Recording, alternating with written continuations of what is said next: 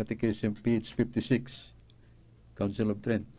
We can see in the strict sense of the word that Christ is dead, or Christ died, though his suffering and death are incidental to his human nature only. The word only is very important.